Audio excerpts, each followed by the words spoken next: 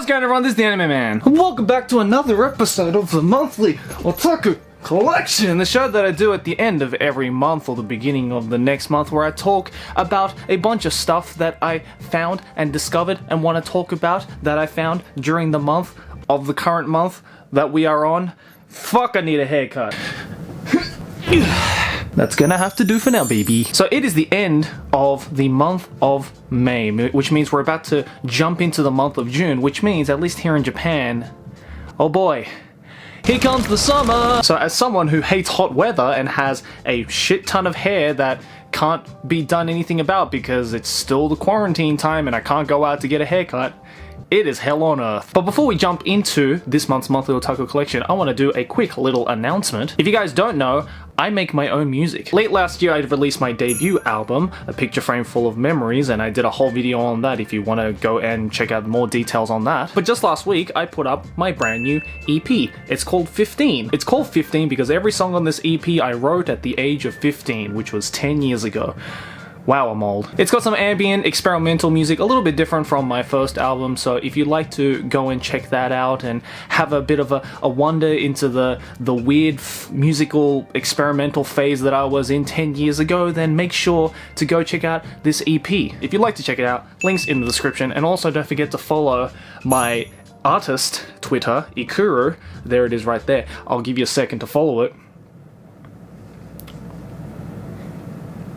If you haven't followed it, then you're just making me look stupid right now. Come on, guys. But with that out of the way, let's move on to the manga. Now, as you can see, my collection is starting to get... No, that's my figurine collection. My collection is starting to get pretty insane. We're even starting to, like, double up on some things. I am thinking about, because I have started to reach a insane amount of manga, at least just in this room, and with every monthly Otaku collection I introduce you guys to a number of brand new manga series, and I've gotten a lot of requests from you guys to be like, hey Joey, can you do like a manga showcase, like show us your giant manga collection, bro. Flex on us weebs who don't live in Japan and can't buy manga for cheap. Now, I did a manga collection video a long time ago, back when I was still living in Australia, which was like 4 or 5 years ago, and I did like a giant manga collection type of video there as well. But judging from how many I've got currently in the 4 years that I've been living in Japan now, I think I've actually quite easily surpassed the number of manga that I had back at home. And if you guys would want a manga collection review kind of thing, or where I show off every single manga that I have on my bookshelf, then I guess leave a like on this video and let me know in the comments below. But while you wait for that video, I've got two series that I want to introduce to you guys. One which is a kind of short form manga that only consists of 2 volumes, and another one which is an ongoing series which, as you can tell from the title and thumbnail of this video, has very quickly become my absolute guilty pleasure series to binge. But before we go on to that, let's talk about the first manga series. And this is a one that I just randomly picked up at a secondhand store. There was this secondhand store that Aki and I found near our house, and they had a lot of manga there, so I was like, yay. And so I decided to snoop around. They had a rather interesting collection, and this one right here kind of caught my eye because, one, the title, and two, it's only 2 volumes, so it was a nice, quick, easy read. I'd never heard of it before. I asked a couple of my friends. They had never heard of it before, so I guess it was just like an unknown manga series to the world. And you know what? I love that kind of unknown anime and manga series, and I love exploring that kind of stuff, as you've probably seen in my previous video, so I thought, perfect opportunity to give it a read and show it off to you guys. And it is this one right here, titled Hyakumanjou Labyrinth. Now, explaining the plot of Hyakumanjou Labyrinth is quite difficult, especially if you're not a hardcore gamer girl such as your boy. But basically, these 2 girls right here are game testers. They're game testers that, you know, test for bugs, glitches, all that kind of stuff at a rather large gaming company, and one day they happen to just wake up in a room that was not theirs. And very quickly they start to realize that, oh, this is a parallel world. This is a world where we are trapped in this essentially portal-esque labyrinth, and there is really no way to get the hell out. But luckily, not all hope is lost, because, as I mentioned, these 2 are game testers. In other words, it is their job to try and find escape routes that weren't so much created intentionally by the game creator, and so their epic gamer girl minds decide, hey, if there's no apparent exit out of this labyrinth, let's just crash the world and create our own bugged out, whacked out exit to get the hell out of this labyrinth. And the whole like game bugging, game breaking side of the narrative is also not so much of a coincidence, as the creator of this manga, Takamichi, was, before creating this manga series, he was a game developer of his own. So it is an epic gamer girl moment written by an epic gamer girl programmer for epic gamer girls such as ourselves. Truly a match made in heaven. Now, concerning the story, it is mostly supernatural, almost sci-fi at times as well, but mostly just a mystery. Think of movies like Maze Runner, or if we're going really obscure, think of Cube, that really crappy sci-fi horror movie where they're stuck in a cube. Yeah, don't watch that movie, it fucking sucked. But if you like those kinds of movies, this one is pretty much up there, and the whole element of the game breaking and world exploring is done in a really cool and unique way by using this background knowledge of game exploits, game debugging, and the way that they go about with these rather treacherous and almost impossible to break situations is done in a clever and cheating way, but not so much in an unrealistic or unfair way. Like, these two aren't so much OP as fuck as they just have a lot of knowledge about how to break a game world, and they pretty much treat this labyrinth that they're stuck in as just an elaborate VR world. Of course, in the second and final volume of this book, you find out what they're actually in, but I'm not going to say it in this video for spoiler reasons. The characters are really likable, the world is quite interesting and unique, and if they were to make a game of this, like if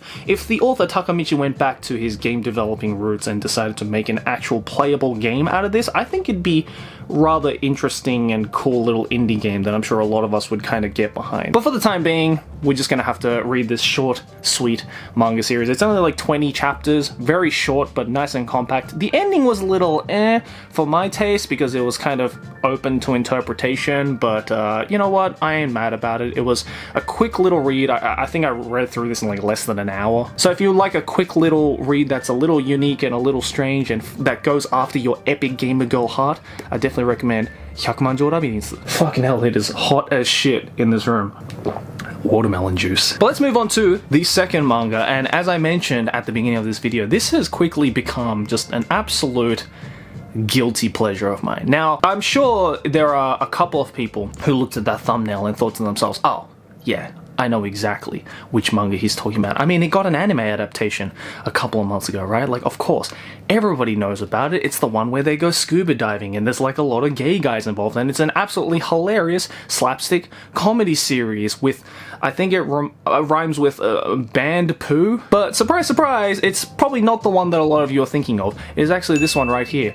Tempuru. Now, if you didn't get my sarcastic intro to introducing this particular manga series, I'm sure a lot of you guys looked at that particular art style of the thumbnail, and they're even looking at this particular art style and thinking to themselves, oh, I thought it was Grand Blue. Now, you wouldn't be wrong. Grand Blue is an absolutely amazing manga series and a pretty good anime adaptation as well if you haven't checked it out. But this is, for sure, done by the same guy who made Grand Blue. But this is, I guess, a brand new series that he is doing alongside Grand Blue, because I'm pretty sure Grand Blue hasn't finished in terms of the manga serialization. So I guess he's writing both Grand Blue and this one at the same time. Now, I'm pretty sure I introduced Grand Blue in a previous monthly otaku collection, but this one I just happened to pick up because it is a brand new one, and I absolutely love Grand Blue. I currently have all the volumes, or all the current volumes that have been serialized right there on my bookshelf, but I saw this one and I was like, oh, I don't know if this is going to be like a spin-off of Grand Blue or if it's just a completely different story.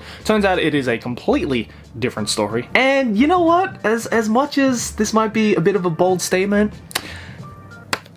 I kind of prefer this one over Grand Blue, not gonna lie. But there's a reason for that. Not that Grand Blue is bad or anything, but I feel this series right here, Tempuru, kind of goes after my trashy rom-com, harem ecchi loving heart way more than Grand Blue ever does. Because truth be told, Tempuru does have the same kind of comedy and joke structures as Grand Blue, and that's okay with me because I love that joke structure. It is fucking hilarious. But the one upside that I feel Tempuru has over Grand Blue is that, as you can see on this cover,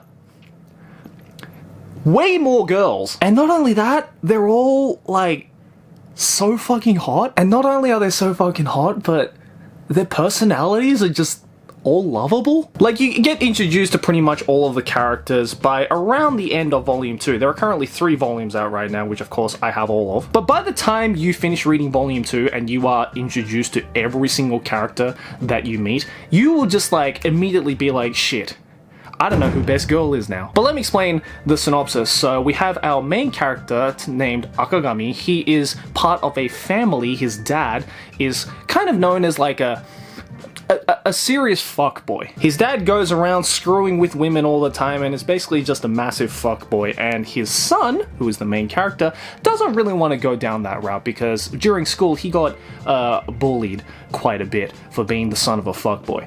Understandable. So in order to get rid of the curse of his family name, he decides to go to a tempuru to basically become a monk to get rid of all of these sexual thoughts that he has that he calls the curse of the Yakagami family. Turns out that there is a temple that his father had known the owner of, and so with the help of his erotic dad, who apparently just knows everybody, he goes to said temple, but turns out it is a temple full of women. Not only that, but on the way to said temple, he meets this girl right here, Yuzuki, who is one of the daughters of the temple, not knowing that she is the daughter of the owner of the temple that he is supposed to go to. See, everything comes together so smoothly. And what ensues is a hilarious, ecchi comedy of a guy who's trying to get rid of his sexual tendencies and thoughts, put in a very sexual situation with all of these girls trying to basically advance on him. Now you might be thinking to yourself, Joey, that sounds like an absolutely trashy rom-com ecchi. And you are 100% right, my boys. But that's why it's so damn good! Listen, man, I can give my credits to the most highly sophisticated, gentleman-like series that has absolutely no ecchi whatsoever. It's just action, or horror, or pure sci-fi, pure mystery, no boobs or butts or anything sexual like that in hindsight. But equally, as a heterosexual male, I eat up shit like this for breakfast, fam. And what I thought was just going to be another Grand Blue where it is sexual at times but mostly comedy centered, has quickly turned into a very much more sexualized yet still comedic and hilarious guilty pleasure manga series. Because I don't know about you, Yoshioka Kimihito's character designs are just like God is like resting in his fingers. Like, it's just so hot and it's so good and I can't get over it. And when he puts them in these comedic and rom-com-esque situations like this, goddamn, I'm gonna lap that shit up like a thirsty cat. So if you enjoyed your Grand Blue, there is definitely elements that you will absolutely enjoy. The comedy, the character designs, all of that is spot on. But for you gentlemen or ladies who like your more ecchi rom-com side of things, you'll definitely love the shit out of Tempuru, as probably as much as I did. So if you haven't checked it out, please do yourself a favor and give this one a go.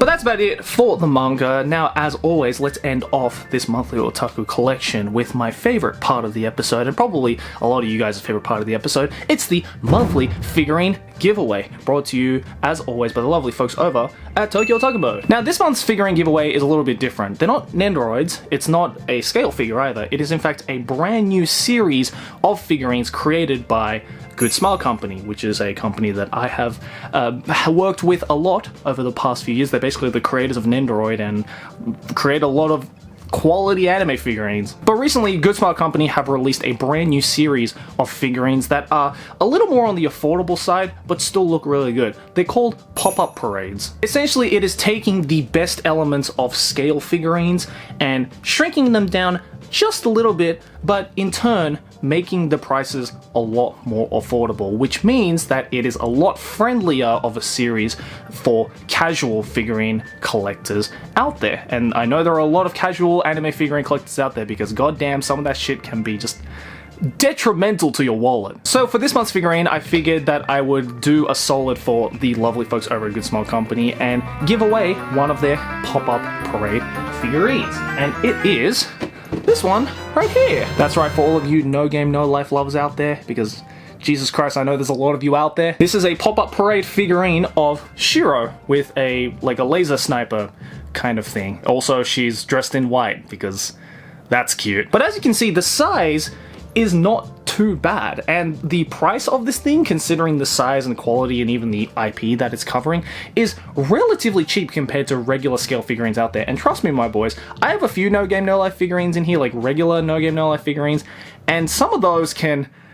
wow, that really hurt my wallet when I purchased those. But this one is not only cute and a nice compact little size, but it's cheap and looks great. I mean, honestly, you will have no idea that this is in fact a budget figurine. So the people at Good Smile are doing a really good job with this. And don't worry, if you're not so much of a No Game No Life fan, then there are also plenty of other IPs that are part of this pop-up parade campaign, I guess. I'm not getting sponsored by Good Smile, by the way. I just want to shout out the cool people at Good Smile because they make some dope-ass figurines. But at least for today, one of you lovely motherfuckers watching this video right now will win yourself this beautiful pop-up parade white Shiro laser beam version figurine with the box signed by your boy. In order to enter the free giveaway, as always, you just have to follow 3 simple steps. Like the video, subscribe to the channel, and make sure to click that link down in the description below to enter the free giveaway. And at the end of the entry time limit, one winner will be selected and you'll get your hands on a great Shiro figurine. So again, make sure to go down to the link in the description below,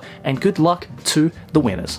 But anyways, guys, that's going to do it for this month's monthly otaku collection. Thank you for joining in until the very end. I hope you guys are staying safe during the quarantine, if your country is still doing quarantine. You know, it's still nowhere near the end, so it's our responsibility as a society. We live in a society to make sure to wash your hands and stay freaking safe, my boys. That's the #1 rule. Shout out to all the doctors and essential workers out there fighting the good fight for us. You are absolutely honored. And also, again, guys, don't forget to go check out my brand new EP 15. Give me your thoughts on it. Go have a listen, and yeah, I hope you guys enjoy because I'm gonna be releasing a lot more music as well, so look forward to that. Anyways, guys, thanks for watching, and I'll see you in the next one. Like your favorite if you enjoy, subscribe for more banter, keep watching anime.